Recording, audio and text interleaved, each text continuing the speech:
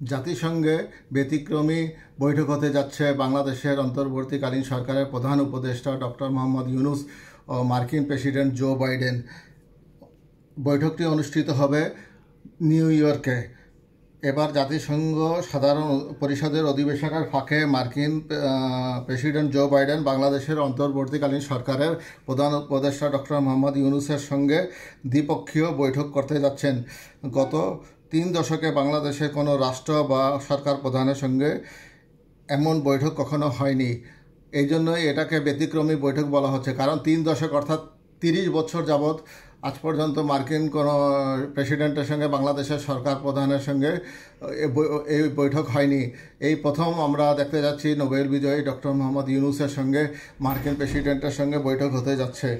সব ঠিক থাকলে নিউ ইয়র্কের স্থানীয় সময় 24শে সেপ্টেম্বর দুপুরে জাতিসংঘ সদর দপ্তরে বাংলাদেশ ও যুক্তরাষ্ট্রের শীর্ষ নেতারা বৈঠকে বসবেন। অন্তর্বর্তী সরকারের নীতি নির্ধারণী পর্যায়ের একটি সূত্র আজ শনিবার সন্ধ্যায় প্রথম আলোকে এই বিষয়ে নিশ্চিত করেছেন। ঢাকা নিউ ইয়র্কের উচ্চ পর্যায়ের সূত্রগুলো জানিয়েছে, গত বৃহস্পতিবার বিকেলে ওয়াশিংটনের পক্ষ থেকে জাতিসংঘ সাধারণ পরিষদের অধিবেশনের ফাঁকে ইউনূস বাইডেন বৈঠকের বিষয়টি চূড়ান্ত করা হয় এবং এর পরিপ্রেক্ষিতে ডক্টর মোহাম্মদ ইউনূস তার পূর্ব নির্ধারিত বৈঠকটি একদিন এগিয়ে এনেছেন। অর্থাৎ উনি আগে ওনার 24শে সেপ্টেম্বর নিউ ইয়র্কে যাওয়ার কথা ছিল, এখন বর্তমানে ডক্টর মোহাম্মদ ইউনূস 23শে সেপ্টেম্বর বাংলাদেশ থেকে নিউ ইয়র্কের উদ্দেশ্যে রওনা হচ্ছেন। নিউ ইয়র্কে অতীতে কাজ করেছেন এবং এখন কাজ করছেন বাংলাদেশের এমন 5 জন কূটনীতিক এই বৈঠকে অংশগ্রহণ করবেন। প্রতিবেদক জানান, যুক্তরাষ্ট্রের প্রেসিডেন্ট জো বাইডেন সাধারণত জাতিসংঘ অধিবেশনে তার নির্ধারিত বক্তৃতার দিন সকালে নিউ ইয়র্কে পৌঁছান। তিনি সেদিন সাধারণ পরিষদের বক্তৃতা দেন। বিকেলে বিশ্ব নেতৃবৃন্দদের সঙ্গে মার্কিন প্রেসিডেন্ট একটি নৈশভোজের আয়োজন করেন। সেখানেই তিনি সবার সঙ্গে মত বিনিময় করেন এবং শুভেচ্ছা বিনিময় করেন।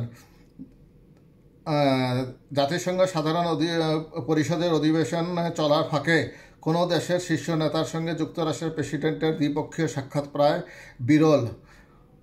গত 3 দশকে জাতিসংঘের অধিবেশনের ফাঁকে বাংলাদেশের কোনো শীর্ষ নেতার সঙ্গে যুক্তরাষ্ট্রের প্রেসিডেন্টের কোনো বৈঠক হয়নি।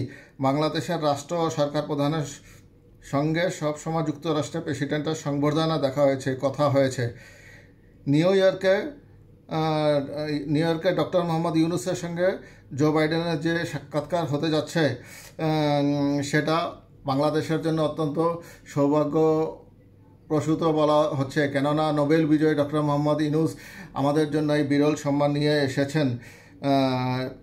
বৈঠকটি নিউ ইয়র্কে অনুষ্ঠিত হলেও আমরা পরবর্তী পর্যায়ে এই ব্যাপারে বিস্তারিত জানতে পারব। গত 8ই আগস্ট দায়িত্ব নেওয়ার পর জাতিসংঘ সাধারণ পরিষদের অধিবেশনে যোগ দিতে নিউ ইয়র্কে যাত্রা হতে যাচ্ছে ডক্টর মোহাম্মদ ইউনূসের প্রথম বিদেশ সফর।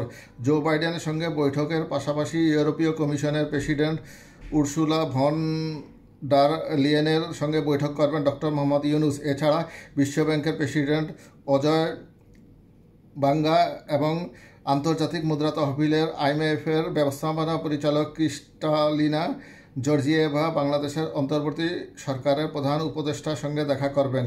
কূটনৈতিক বিশ্লেষকদের মতে ডক্টর ইউনূসের নিউ ইয়র্ক সফরে বিভিন্ন বৈঠক বাংলাদেশের জন্য তাৎপর্যপূর্ণ, বিশেষ করে বাংলাদেশের বর্তমান সরকারের সঙ্গে পশ্চিমা বিশ্ব এবং আন্তর্জাতিক অর্থায়ন সংস্থাগুলো যে জোরালোভাবে যুক্ত থাকবে সেই বার্তাই দিচ্ছে।